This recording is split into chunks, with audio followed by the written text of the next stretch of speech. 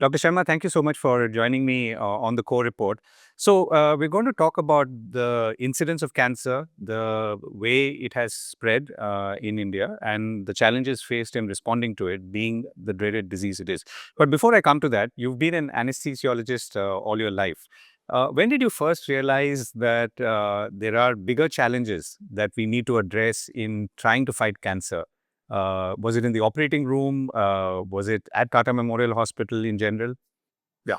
So, good morning, Govindraj. It's real my pleasure to meet you. And since I had joined Tata Hospital way back in 1983, my appointment was only as an anesthesiologist.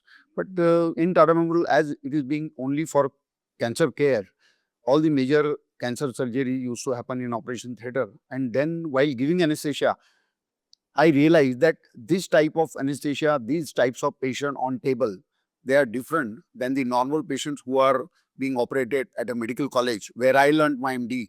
There was a stark difference. And that difference was because all these patients, when they come on operating table, either they have been radiated before surgery or they may have been administered chemotherapy. So these are side effects of chemotherapy, radiation, and there are metabolic changes in the body which happen. Maybe patient immunocompromised or maybe patient feeling weak, their hemoglobin may be low. So all these things for a major surgery really draw your attention that how best care you can take, how optimally you can manage these patients on table, and what will be the outcome in the post-op setup, and how will you manage these cases in post-op when they are in the intensive care unit. So there I learned what is oncology and how anesthesia and post-op care or critical care is related to oncology in a patient who is suffering from cancer and have been treated with medical oncology, so say for chemotherapy or for any kind of radiotherapy, or he may be not being done anything, but per primum the cancer surgery may be a major surgery where you can expect a lot of many hours of anesthesia. You have to manage good pain relief. At the same time, you have to manage the vital parameters and maybe a major blood loss or fluid balance, electrolyte balance. Everything you have to delicately manage so that the outcome from the major surgery will be really successful.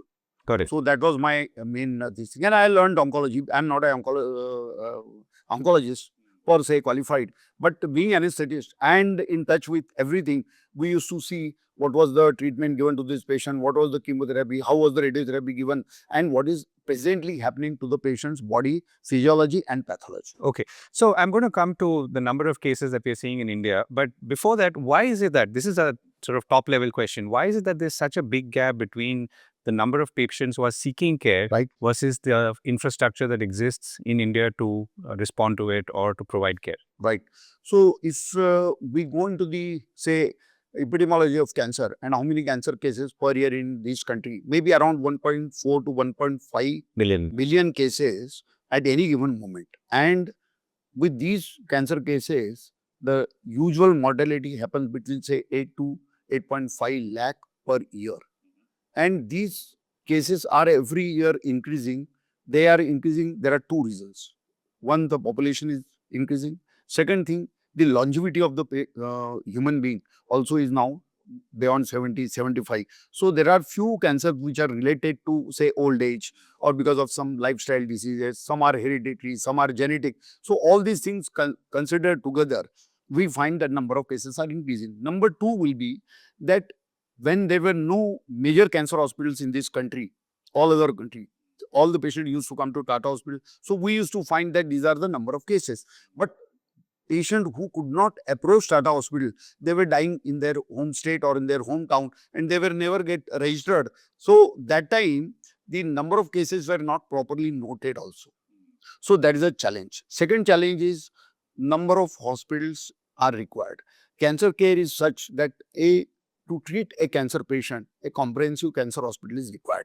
Comprehensive mean there should be three core specialties like surgical oncology, medical oncology, radiation oncology, and very important branch which is often say neglected is oncopathology. A pathologist has to be so well trained that oncopathologist will give the guidance that what type of cancer, whether it is invasive, non-invasive. Then there are immunohistochemistry markers. Then there are molecular diagnostic markers which will give the correct diagnosis, the stage of the disease.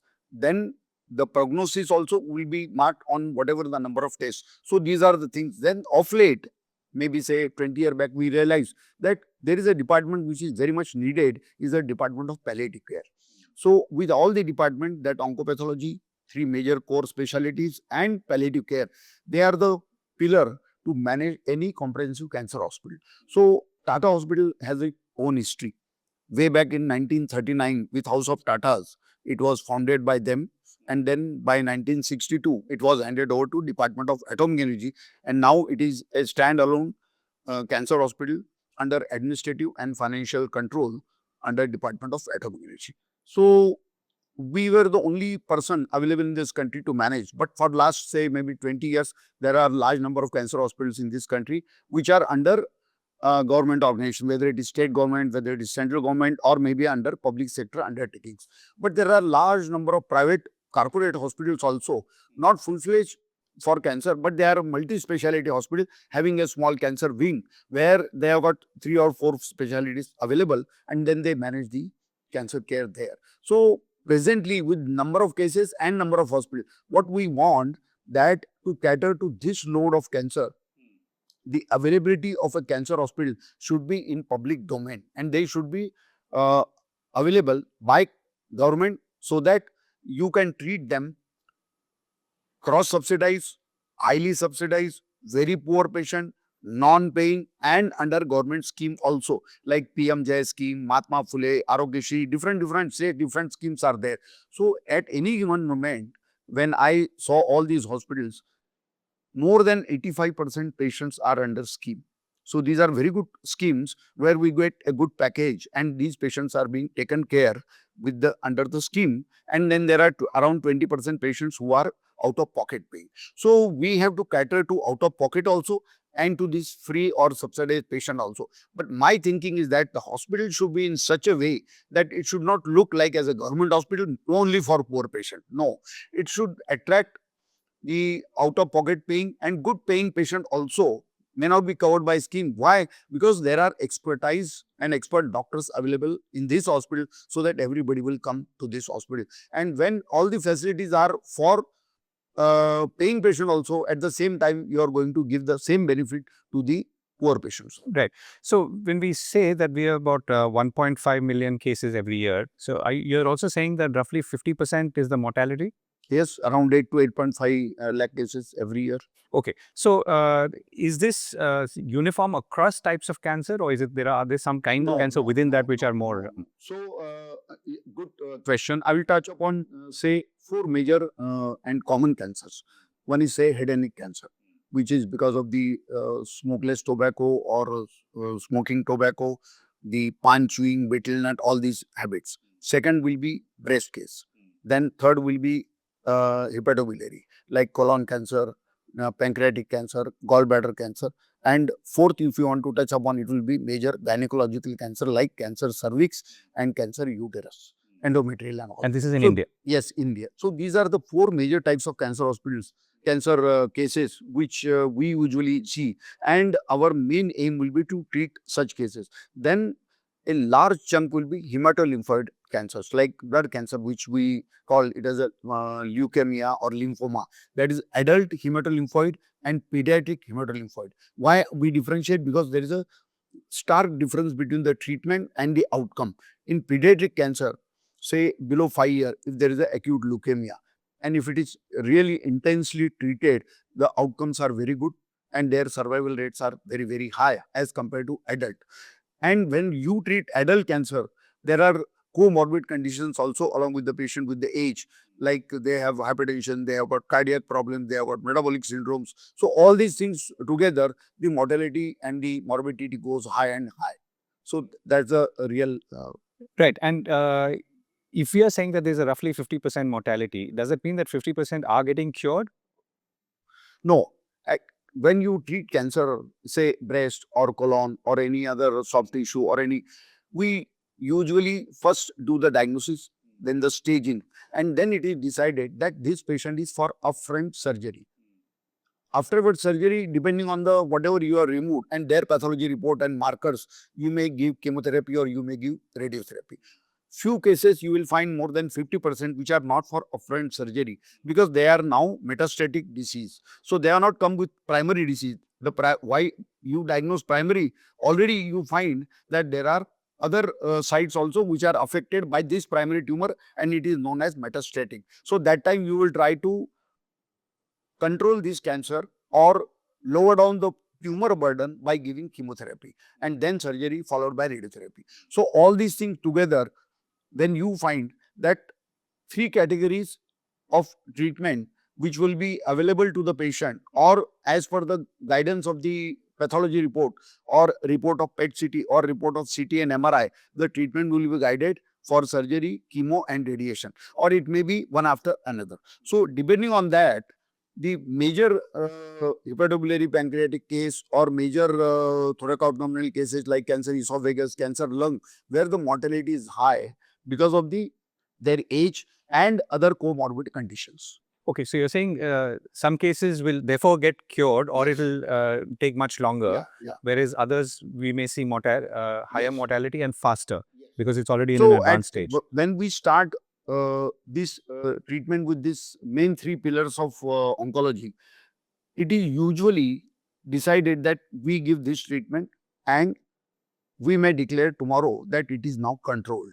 So every 3 months follow-up, 6 months follow-up, 1 year follow-up, we will try to see by investigation, maybe CT or PET CT or clinical examination, and we find that at this stage, the primary and the metastatic is controlled. It is not spreading. So it is known as a controlled state of the cancer. It is not cured. At any given moment, after say 1 year or 2 years, you may find that it has got some more again a recurrence. So usually we count the disease-free interval. So today the treatment is over. All three armamentariums, radiation is over, chemo over, surgery over, and we are following up. So at any given moment for 1 year, 2 year, 3 year, till 5 year. So when we calculate, it is the survival rate beyond 5 year and the mortality within 5 year. So this 5 year criteria is applied to just gauge that what was the response of the treatment and how long the patient got controlled status of the cancer without any recurrence. So, if I were to compare it now to, let's say, cardiac ailments, which are a much bigger killer. Right. and Number one killer. Number one Yes, killer in, yes. in India. Now, I think you've explained why cancer is more specialized Correct. because there are these 3 or 4 sub-disciplines Right. which are all critical as part of the response Right. or cancer care. As opposed to, let's say, cardiac, which I'm assuming is maybe a single doctor with a single discipline doctor can treat you, and the chances of cure are higher as well. So that's the background. Now, my question is, in a country like India with, let's say, 1.5 million cases, what is our current capacity in terms of treating cases at various stages, and where are we falling short? Yes. So now, after decentralization from Tata Hospital, from Mumbai, we have got one big center which is Attract in New Bombay. Then last 7 to 8 years, we started establishing cancer hospitals across the country under Department of Epidemiology, like say So, if I can quickly ask you, so the ACTREC, which is the Advanced Center for Treatment, Research and Education in in Cancer. cancer. So, how is it that different from the Tata Memorial? No. Initially, the cancer hospital for treatment was at Parel, and we wanted all our major research lab in the campus of Attract. That was our main aim. But being a big land parcel available, we started that Tata Hospital in Parel. Even if it has got 5-6 building, we cannot have capacity to treat all these people who are coming from all over India. So we migrated all our clinical services, radiation, chemo, surgery in different buildings, and we try to achieve a good clinical workup there also. So right now there will be say around 800 beds available there and 800 here.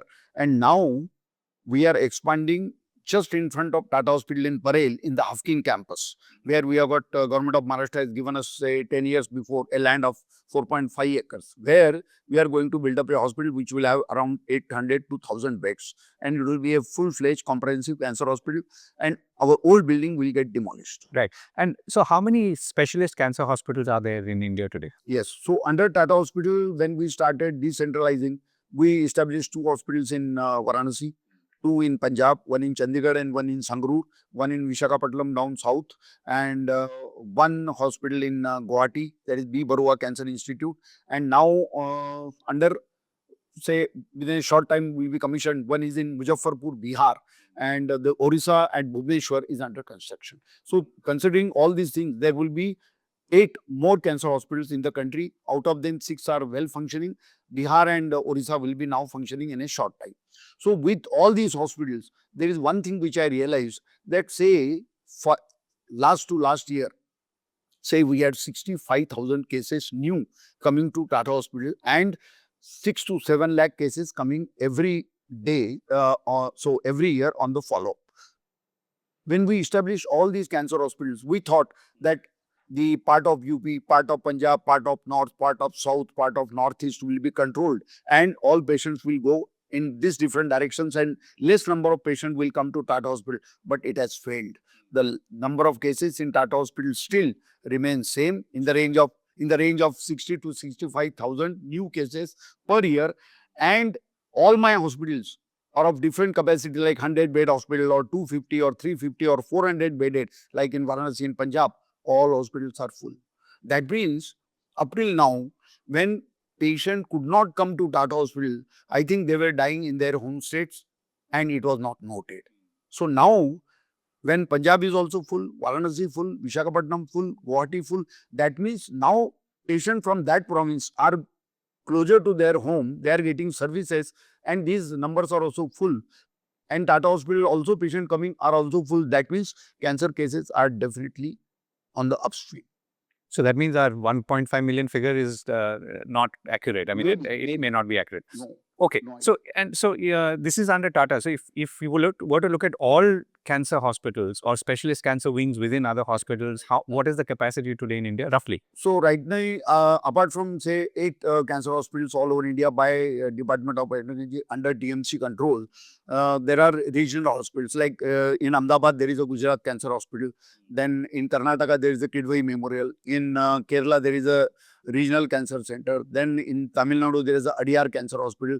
And considering all these things, and there are few hospitals, like in Telangana there is a one cancer hospital attached to a medical college in Hyderabad. Then there are few cancer hospitals which are now being established in the campus of a medical college, usually by a private organization, private college, or by a government medical college. So recently we have developed, for last 10 years, one very good comprehensive cancer hospital attached to a government medical college in Aurangabad, that is in Maharashtra. And I was an ex-student of that college, so I took my interest and I developed that hospital. So you're saying in India there are not more than 20. No, not more than 20 big public sector hospitals. Okay. Yeah. And if you were to include private? Private, then you have to count corporate hospitals, say under Apollo chain or Fortis chain or Max chain and all that, they have got cancer hospital. And in Delhi, there is a big cancer hospital, which is Rajiv Gandhi Cancer Institute. And then there is a Delhi Cancer Institute. So some are controlled by Delhi government, some are controlled by private organizations. Then there is a big wing of cancer care in Kangaram Hospital. And all the aims, like there are 22 aims in this country. And those who are the first generation, older aims, they have all got a comprehensive cancer hospital. Like AIMS Jajjar, then AIMS Delhi, then AIMS Rishikesh, AIMS Jodhpur, AIMS Bhubaneswar. All they have got cancer hospital. And initially, there was one misnomer concept that if you have a radiation unit, that means you are a cancer hospital. No, it is not like that. Only radiation you are doing, okay, you may be able to do some chemotherapy. But to have major diagnostic chain, major laboratory, major radiology department, PET-CT and surgical department, to make it as a comprehensive hospital, the thinking for last 20 years is like this. But otherwise, there are standalone radiation centers all over the country. They say there may be around more than 100 by private or by public-private partnership. They are there. Where if you find that into Tata Hospital, there is a waiting list for radiation. I find that patient is from, say, Solapur. I will tell them that there is one radiation good center in Solapur and my student is working there. So you take this protocol, go to him and he will take proper care. That means the patient is near to his home and getting same kind of radiation where the doctor has been trained in Tata Hospital and the machine is also good, and he will follow the protocol which otherwise I would have given in Tata Hospital. But because there are limited number of machines and limited number of capacity, we cannot give each and every patient radiation in Tata only. Right. So the problem clearly, or at least one problem seems to be the affordability, that most people who have cancer and need good treatment cannot afford the private hospitals, which could apply to other disease conditions too, but it is more pronounced in cancer. So which is why there is a need for more government capacity. Correct. Government public sector hospitals where you will have all sorts of treatment and class available, right? Say for poor patient, no funding required. Then for cross subsidized patient, they will pay something. Then those patients who are eligible to go under the scheme and those who are out of pocket. So in your sense, I mean, as an approximate of the patients who come, let's say, to Tata Memorial in Mumbai, in Parel, where the main headquarters is, how many patients do you think are or have been traditionally of the economic class where they cannot afford to pay at all, or they can barely afford? So in Tata Hospital, our mandate under DAE, Department of Atomic Energy, that at any given moment, we are treating 60% patient who are either non-paying or cross-subsidized, and 40% patient are only paying in Mumbai. Yeah, at our hospital. So therefore, I mean, so 60% is a safe figure to assume that these are people who are from the poorer section of society, and this would apply across India. Right. So the from an infrastructure point of view, the other 40%, if that's an approximate figure, can afford good quality care, including in corporate hospitals. Yes. 60% cannot. But the 60% is large enough, and there is not enough capacity to meet that. To take care of 60%. Okay. So now let's come to resources and training. So as you look at this challenge ahead of you, where do you feel we are lacking the most? Now, this is a super specialty problem or a medical challenge. And there are so many super specialty challenges, but cancer is pronounced, and it's something that we all fear because we don't know how it will evolve. So, what are the key challenges when it comes to addressing it in terms of resources, in terms of training, in terms of infrastructure? So big bottleneck will be the trained and qualified human resource in this field of oncology. All the specialty field like surgical, medical oncology, radiation, palliative care, and oncopathology. There is a huge amount of shortage. Initially, say around 20 years back, we used to train people because the number of seats were not available. And we used to train them for 2 year, 3 year. And as on today, suppose you ask me, the senior most surgeons available in this country who are practicing surgical oncology, all are trained. Nobody is qualified. But now the middle cadre and the junior most cadre you find at every district or at every state, they are all qualified people now. Because, you know, Those the courses number did of not seats, exist in the past. the number of seats were less. And the number of faculty also were available less. That's why the proportionate to faculty, the allocation of seat by, say, erstwhile Medical Council of India, now National Medical Commission, and the National Board of Examination, they conduct DNB courses also. So, calculating all these seats, I have been of my knowledge that at any given moment, there is a shortage of all these three specialists available. And when we try to catch them in Tata Hospital, when we give them 3-year course of MCH and DM and MD, we ask them to work 1 more year with us, and that is our bonded service. So we utilize their services. They also get trained, and then they are available to the country. So most of them are again absorbed by us only for our Varanasi, Punjab, and Guwahati and Visakhapatnam hospital. But considering all these hospitals, as on today also, I need, say, double the strength of the trained people available in this country. And between these those three sections that you said, you talked about, I mean, surgical being a critical one. Where do you feel is the biggest gap? Is it for surgeons? Is it for radiologists? Number of radiation oncologists, a good number is available in this country. But because there are large number of standalone radiation center, they are being practicing there, right? Then the availability at the institute level is, I think, it's good. The number of radiation seats are good, but the number of medical oncologists, those who treat with complicated cases and chemotherapy, immunotherapy, all these targeted therapy, the numbers are very, very less. And when they are available in Tata Hospital, say for 5 years they practice, and then they want to go, and they will be absorbed by the corporate sector with a huge salary.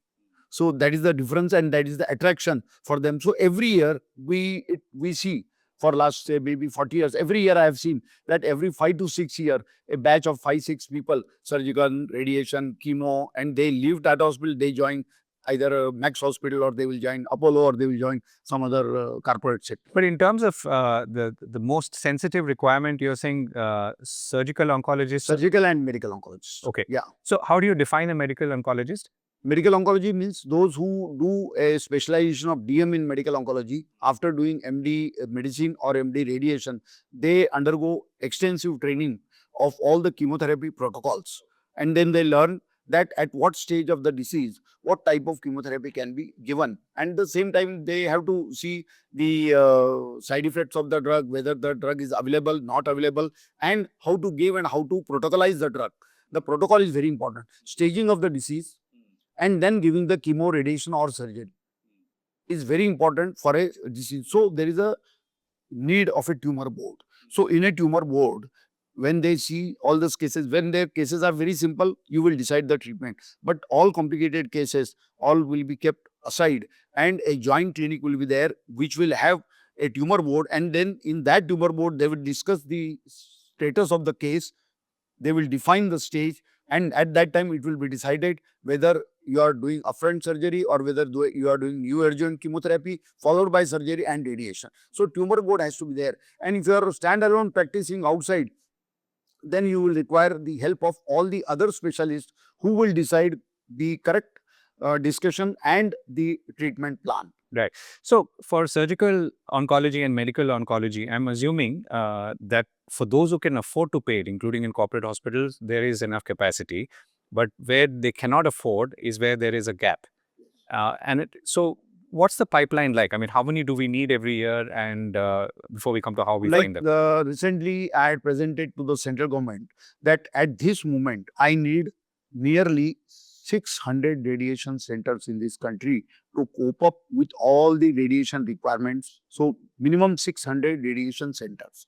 And I also presented that there are few old government medical colleges where there is an existence of a radiotherapy center standalone, where the old cobalt machine is functioning. So half of the year it is not functioning, and sometimes it functions and you have to give only cobalt. But nowadays there are sophisticated machines available which are known as LINAC, linear accelerators, which really give a good kind of radiation to the patient. At the same time, they will try to avoid the neighboring tissue being affected.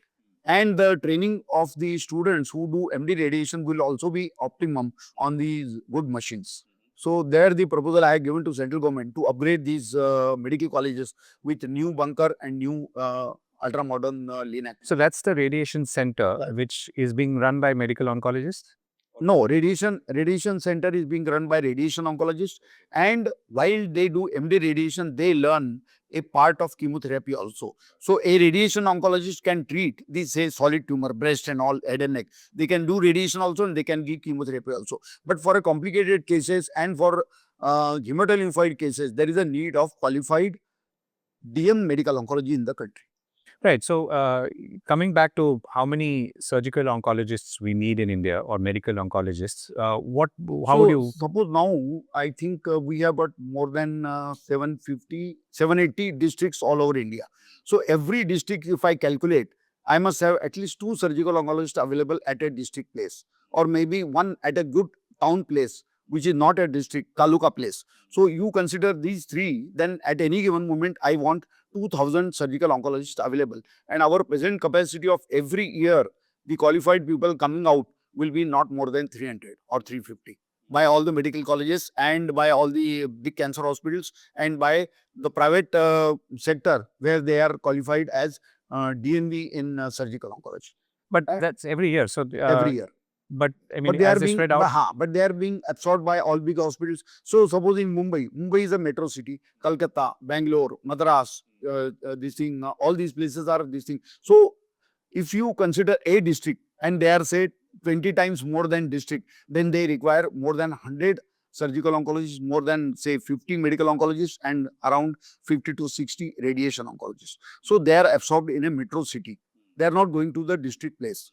So our aim will be to develop a cancer hospital either which is attached to a medical college, because nowadays in presently under NMC and Government of India, I think there are good number of government colleges which are attached to the district hospitals. So a district hospital being converted into a government medical college and having a cancer wing will be a very good, because at a medical college you have got good laboratories, you have got good radiology facility, and you have got operation theaters also available. So if you make a ward for radiation person, a radiation machine with a CT simulator, and that attached radiotherapy block with a daycare chemo attached to a medical college, will be a win-win situation where you will not waste money, you will not duplicate the department and resources, say equipments, and you can run a good hospital of these things, so that you can give 40 to 50 chemotherapy daycare per day, and you can radiate around 80 to 100 radiation patients on the machine attached to a medical college. So you said 350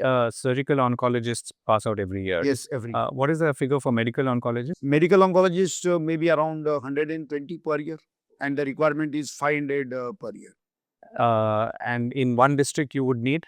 In one district, at least there should be two medical oncologists, those who are qualified, practicing, so that they can take the load of the district. Because at district, you will find patients coming from Nafusal areas also. From Taluka, they will be referred. Right. So the government has a national program for prevention and control of cancer, diabetes, Correct. cardiovascular Insipid disease. Yeah. Yes. So under that, there are 770 district non-communicable disease Yes, NCD. clinics. There are 230 cardiac care units, 372 district daycare centers, and over 6,000 or close to 6,500 community healthcare non-communicable disease centers. So all of this is leading to what? So, all these other centers which are for non-communicable disease, one of them will be cancer, major part under NCD. And they're supposed to have some Yes, screening capability and so on. Yes. So recently in their budget, they have announced that initially they will have daycare centers of 4 to 6 beds attached in a district running hospital, and it will be managed by medical oncologists. So it's a good proposition, but it will be difficult to manage, because who will refer the cases there and who will manage? At district hospital, nobody is trained in medical oncology. And if a DM qualified medical oncology goes to a district hospital, there is no cadre for him or for her to get attached in a proper designated fashion. There is nothing. Then second thing, he or she will not be attached to a district hospital where less number of cases are there. So all these qualified people will get attached to a comprehensive cancer hospital where other branches are also available. So at You a need an ecosystem for... ecosystem. So Yeah. now say 200 daycare centers. So I gave my proposal to Honorable Finance Minister in a pre-budget meeting that, okay, you are developing 200 daycare centers, but at the daycare center, there has to be a radiation machine where a radiation oncologist can treat this patient on radiation, and they will be able to give chemo to all these solid tumors. So that will be a win-win situation. But when government thinks there will be there will be require say 5 to 10 crore of bunker construction and allied rooms, then there will be a cost of around 30 crore for the machine. So I have given a proposal of 75 crore for each district or each medical college, where they can have a well-developed radiotherapy block either attached to a district hospital or to a medical college. That will be the win-win situation. Right, but even if, let's say, the number of doctors passing out in surgical and medical oncology were to increase, what you're saying is that they're unlikely to go and take up a job in a district, Yeah, because there are no there facilities is also. no Because ecosystem. suppose And so on. I am So working where as do a, we address the problem? suppose I am a surgical oncologist attached to a district hospital where there is no pathology department, which will be like a oncopathology where they can give the correct diagnosis. So I will be handicapped. I will not go. Medical oncologists also will think like this. But our main aim is to decentralize the care, to make these centers comprehensive, available to the patient, and we will refer the patient from higher centers to there. Suppose there is a patient in Tata Hospital which belongs to say Ahmednagar district. I will tell him that in Ahmednagar district there is a good radiation and chemotherapy facility available. I am giving you protocol. Please go there. You are near home place and you get radiated chemo. There I have got my confidence that if I refer the patient to that center where a qualified person is available, then I think the treatment will be good. But if somebody is not available and they want to give haphazard treatment, I think that will be a loss to the patient. So how do we then address this gap? I mean, so one is to train people, Correct. which is your Yeah. So specialization. I will But come to, so before qualification, there is a training required. So if you give training and there are least number of seats available, I'm not worried about qualification. In Tata Hospital, way back from say 2010 onwards, we started fellowships.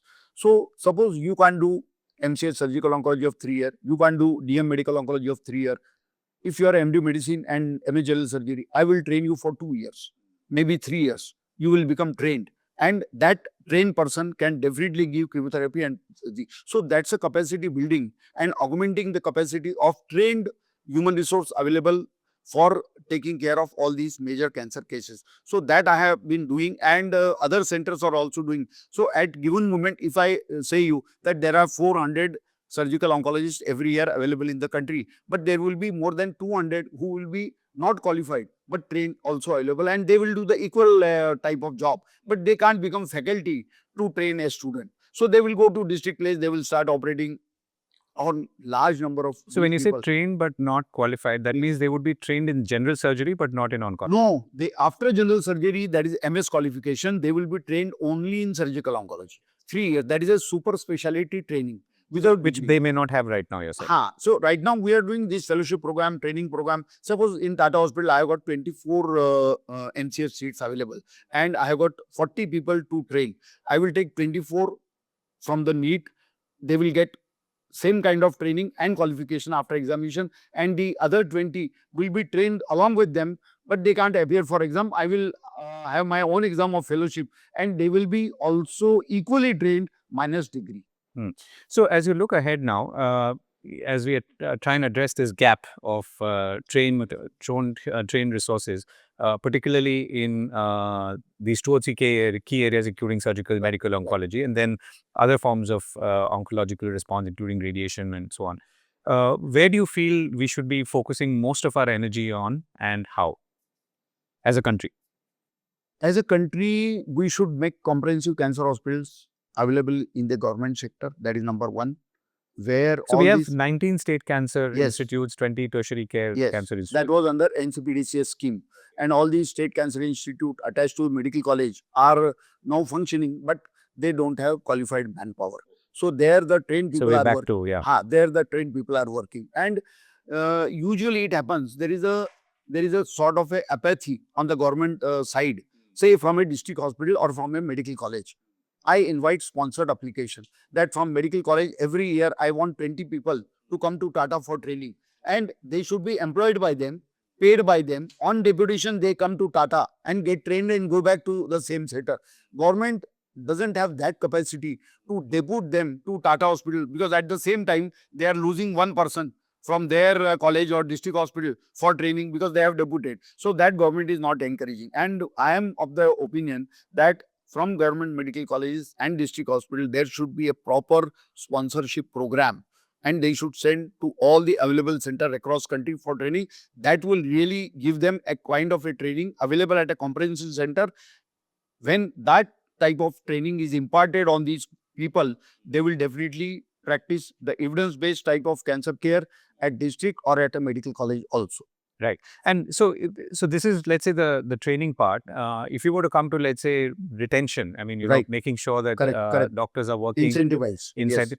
So what are the other challenge? I mean, not challenges, but what are the pathways? So to retain the best quality of manpower is also a very big challenge, because at a government sector, the same type of salary which is under 6 pay or 7 pay commission, and in the available market in the corporate, it is more than 10 or 20 times they pay the salary. People will not. But why still at the same 7 pay commission, why people are attracted to Tata? Because they take assistant professor job, then they become professor also. There is a graded promotion, they have got student, they have got name, and they can perform everything. But every year, what I said, that every year after 5 to 10 years, I find that a batch of 5, 6 people, they leave, they join corporate sector. I'm happy because they were trained in Tata Hospital. They gave their services for 10 years, and now after 10 years of service in Tata Hospital and training, if they are practicing at corporate, they will impart the same kind of evidence-based cancer care to these patients. They will not have any shortcuts which are related. Okay, they will earn money. I'm not angry. But at the same time, I will be very happy that I have trained these people. Right now, I can give you an example. You name the district and name the district where one of my trained either surgical, medical or radiation oncologist will be there who was trained in Tata Hospital.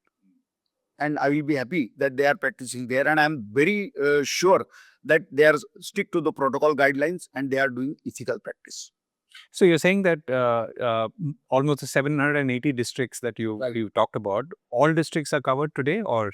No, not covered, not covered. So if you consider Rajasthan, then Madhya Pradesh, Bihar, Uttar Pradesh, Uttarakhand, I don't think more than 1/4 districts are covered in India. in India. Okay. They are So not. people In are that obviously part. In say Andhra and in Tamil Nadu, most of these specialists are available. And in district places, it is if it is say Coimbatore is not a metro place, but you will find Coimbatore at least 10 or 15 good well-trained surgical and medical oncologists are available, and they are attached to big hospital who are doing in a public domain. They are doing practice, and they are still stick to the protocol and ethics. So in such center they are available. But if you consider UP, Rajasthan, and Uttarakhand and Uttar Pradesh, no, they are not. okay. So let me ask you as we wrap up. If you were to be talking to young doctors today, and I'm sure you do in as part of your training, what is the one thing that you tell them? I mean, as to why they should. You have touched upon a very good thing. So 10 years before, I realized that we have to motivate the MBBS and the PG doctors that they should come and follow.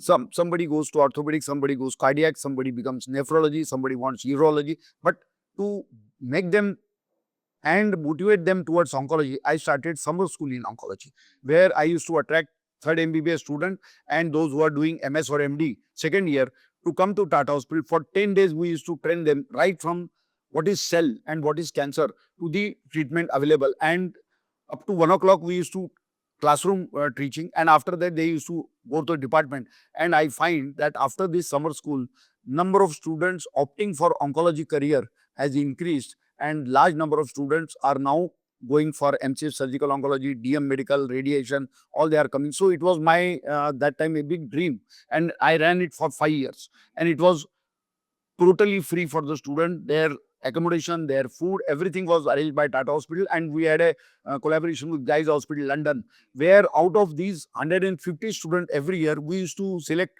5 students and we used to debut them to Guy's Hospital to see what type of care also they are available, and that was all with our money only. So that was my big aim, first to incentivize that they should take oncology, which is a very intense branch, very dedicated branch, intense branch. You have to really pour your life into it. Then only you become oncologist. And for next 20 years or 25 years, till you become around 60, 65, you have to practice very ethically. So that's the hallmark of this training and education, which used to be my passion for last 40 years. That's a good note to end on. Dr. Sharma, thank you so much for joining me. Thank you.